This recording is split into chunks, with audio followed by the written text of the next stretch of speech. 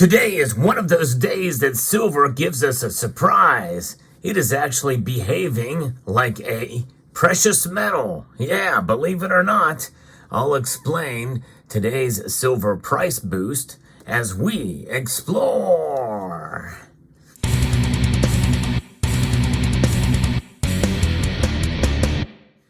You know, there's an argument out there, a pretty cogent argument as to what silver really is. Is it a commodity or is it a precious metal? A metal that is used to hedge against inflation and economic instability. You know, obviously, I believe it has a dual role in that regard, and I've talked about that multiple times on this channel. But today, folks, silver is reacting like a hedge, like a precious metal. And it is quite encouraging to see. We had a pretty good boost in silver's price today, especially compared to gold. It has outperformed gold. As I record this video moments before the markets close, a full 1% better than gold did today. But both metals are up. We're going to talk about both metals. That's why you see this gold coin here. And this is what I like to do. I like to bring you the latest news with regards to the markets and pretty much anything else related to precious metals. But you know what? The channel is called Salivate Metal. So I've been known to talk about other metals as well too. There's going to be a video coming out soon that's going to be talking about some very exotic metals. So stay tuned for that. So what's going on in the markets? Well, here we see at moments before the markets close, gold is up $12.80 to $2,032.60. That's a 0.63% increase right now, as the numbers have just shifted as I have been speaking here. Silver is up 1.62% now, up 37 cents to $23.25. That leaves the gold to silver ratio narrowed slightly, dipping below 88 to 1. It is actually 87.75. So it has been quite something to see, to witness here today, that silver's price has increased. Now, what's behind this? Well, the reason why I'm saying it's acting like a precious metal is because of its reaction to what's going on around the world geopolitically. That is the major driver. As we have news coming out of the Middle East. Here's a piece from fxstreet.com. Silver has jumped above now $23 as deepening geopolitical tensions improve the appeal for precious metals in general, and in this case, silver in particular.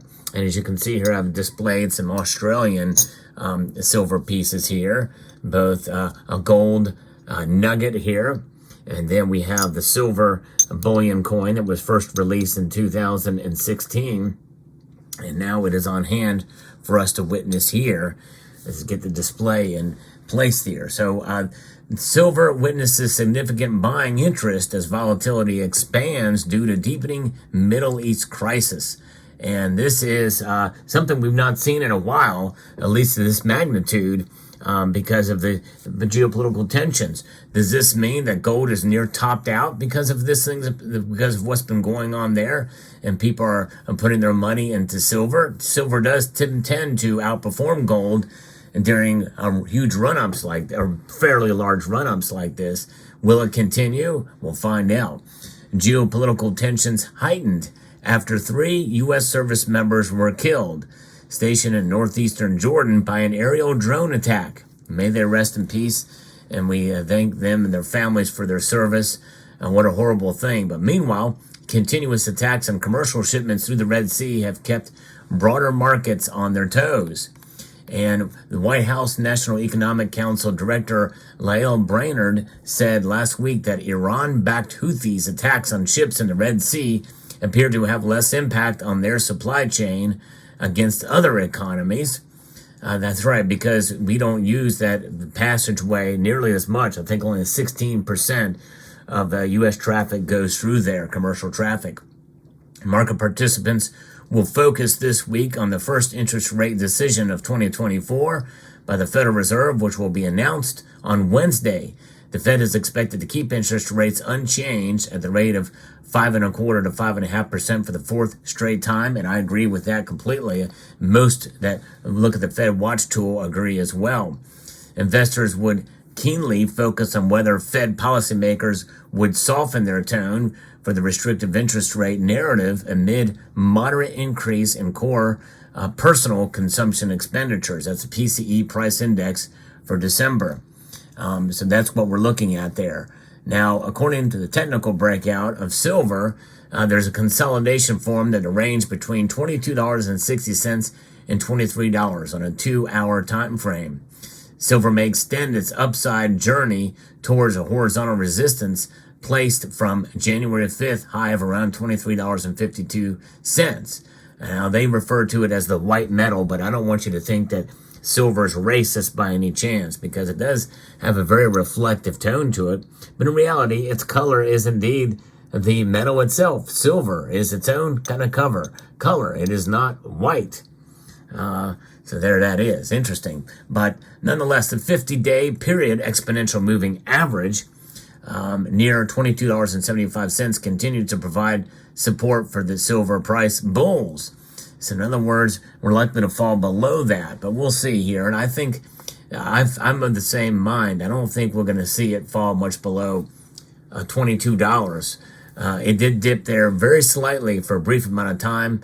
And I guess there's always a chance that it could. Silver is very difficult to really predict. But if you look at a long-term chart, a chart even for the past 10 years, you will see a solidification of lows that have provided that support pretty much above $20 an ounce, save for one time that we saw last year when it dipped below into the $17 range. But that should really provide at least some comfort to silver stackers out there that silver is doing its thing in the overall long run. What is that? That is an idea that, hey, you provide yourself a hedge against economic instability, against inflation, by utilizing dollar cost averaging at the very least. And then if you did a little bit more and enhanced it a bit by buying a little bit more when the prices are low, a little bit less when the prices are up, and maybe even not at all, hold that powder dry for such another dip that could be coming down the road, or a slight decrease. It's just a matter of gauging it. But even straight dollar cost averaging has done quite well, for sure.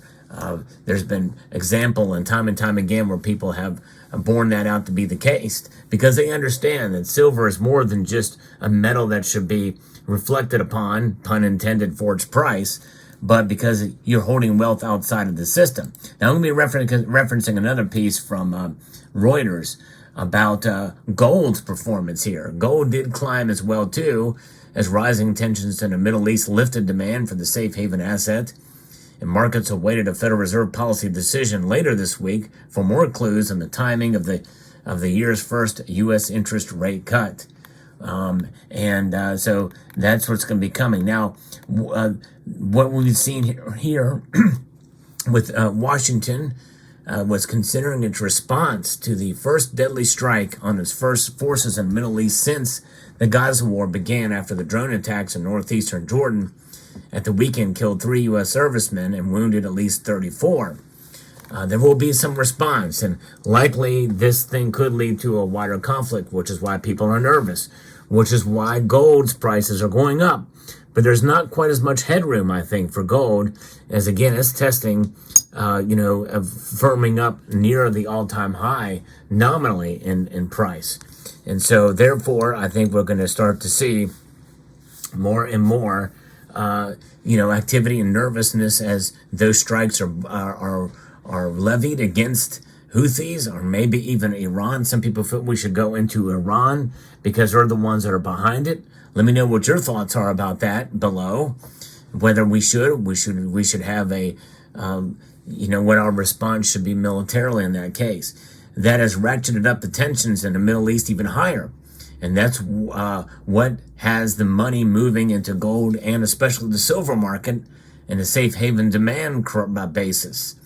Benchmark U.S. 10-year bond yields had slipped somewhat, increasing the appeal for non-yielding bullion. Now, again, we'll talk about this. What happens Wednesday is going to be a day that most have expectations, but once it settles in that they're not going to do anything, in other words, they're not going to pivot and lower rates, I think that very well could have a pressure on the gains that we're seeing today. That's right. I think we might even see another dip on Wednesday. I could be wrong for both gold and silver, but we'll see. But nonetheless, silver's price still is low overall. But it's amazing to see its performance and outperforming gold by now over 1%. So last week, data showed moderate growth in U.S. prices in December, keeping annual inflation below 3% for a third consecutive month, and potential allowing the Fed to begin cutting interest rates this year, according to Reuters. But that's the core, I think, inflation, not CPI. That's 3.4%. Reuters poll showed that uncertainty about the U.S. economy and the United States interest rates cuts could drive record prices for gold in 2024. And I think that is a possibility. I've predicted it. I think, and so far with gold, I've been right for the past 3 years. I'm thinking $2,200 gold coming in this year, but I think it's going to happen later in the year. And so we'll see how this plays out. And silver's price up has hit a high that we've not seen since the 16th of January. And by the way, the platinum group metals are coming alive a little bit too. Palladium is now over $1,000 and platinum is over 17. So there is your market report for today. Haven't done one of these in a while, but thought I'd share with you what's going on with precious metals. So let me know what your thoughts are. I hope you enjoyed this video. If you like content like this, I hope you will consider pressing that like button down below. And subscribe to the channel if you find value in the content I provide here.